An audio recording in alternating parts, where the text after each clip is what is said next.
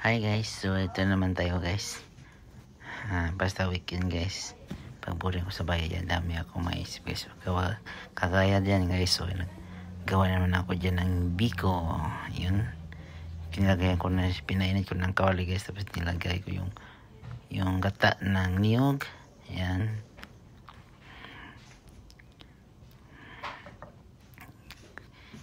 Halo ko na halo. Tapos inaantay ko na siyang kumukulo guys, you know. Tapos kumuha ko doon ng takalan ng asukal. Yan o. Tama yan. Napakasarap yan guys. Yan ang paborito ko luto guys. At paborito din ng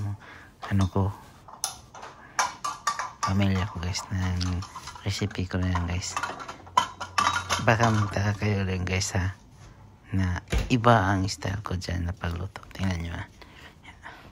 So kumuha na ako ng ng asukal sa taas sa cabinet. Yan. Yung asukal ng gamit guys hindi masyadong pula, pero no choice tayo guys dito sa Canada. Wala tayong mga bili yung asukal na yung yung may bilog-bilog, brown. Okay lang din yun guys. Yan. So ang ko dyan guys, 4 na bigas nandun binababad ko na. Tapos lagyan ko yan mga 3 cup 3 cup of sugar guys. Yun, hinalo ko na sugar at saka yung gata na tunog kasi kumukulo na eh. Yan, halo ko ng halo dyan. Yan. Tapos kung nakalay ng kanan ko yan, gamit naman ako ng kaliwa. Yan. Tapos turn up ko na. Tapos yun guys, pulang-pula na. Yun. Tapos nakahanda yung bigas yun guys. So, yung malakit na bigas. Yan, tingnan mo. Tapos yung tubig dyan binababad ko guys, tinatapon ko na. Tapos may streamer yan sa ilalim. Yan, ganyan ako magawa ng guys. Ibabad ko ng tubig. Tapos yan, ibubod ko na lang yan, malakit na yan. Tapos halo-haluin. Yan, tama naman. Halo. Pag kita mong guys, parang pakiramdam mo parang na na siya, na halo mo na. Tapos pakiramdam mo yan, tapos relax ka muna, kuha ka naman. Yan baka nagsawa kayo guys ng ganyan gusto nila. Ginagawa ko yan guys kasi pag ko na lahat guys, yung ng niyog, tumalsik yan. Yung para hindi siya ginaganyan ko yun. Yan. Yun. Kita mo na guys. Tapos halo ko naman yan. Halo guys. Huwag mo yung ng dukot. Tawid sa ating guys, dukot. Sunog ng podcast kasi hindi pa yan masyadong luto.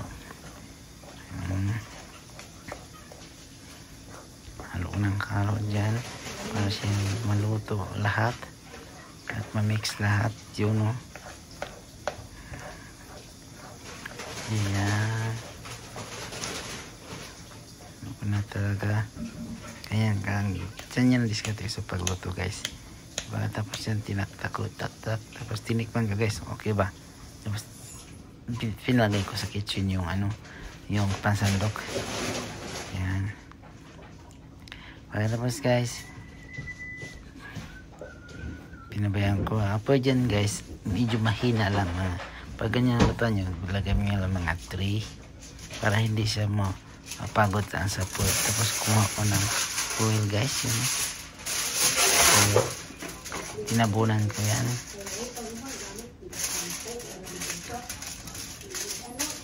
Yan, hanggang siya maluto guys. Tinabunan ko yan siya.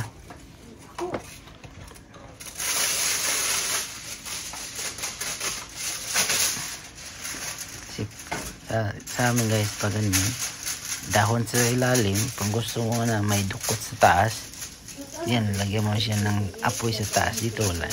Bawal tayo ganyan. Makapagawa na tayo dyan pag sa camping. Tapos, ito na guys, yung aking finished project ko. Napakasarap yun. Yan. Tinakuha tayo. Oo, tingnan mo, may dukot pa sa lalim sa taas. Kasi binaliktad ko yan eh. Yan. Yan. Tingnan natin. Tikman niya natin. Yan ang finished product ko guys. Tikman niya. Mainit yun na dandahan din guys. Pagka yan. Kamay ko makubal na yan eh. Madami niyang kalyo yun. Kinuha ko na. Yun. Tapos tikman natin. Kung ano ang kalabasan. Yun. Yan. Kita mo naman. Oh, basta ganyan naka-like na ako guys yan. As ibig sabihin guys, approve ng luto ko na. Lutong-luto na yan at masarap at matamis pa yun. No? Yan. Yo, tingnan mo. Ayos, sabi ko, ayos. Pwede na pambinta kung sino mag-order dyan, PM lang sa akin. You know, pakita ko pa yung dukot. Kita ko pa yung dukot guys, yan. Yun. Approve, yun. Ang sarap guys, pwede na yan pambaon, snack, kape, at panghimagas guys yun. Thank you for watching sa inyong lahat. God bless you.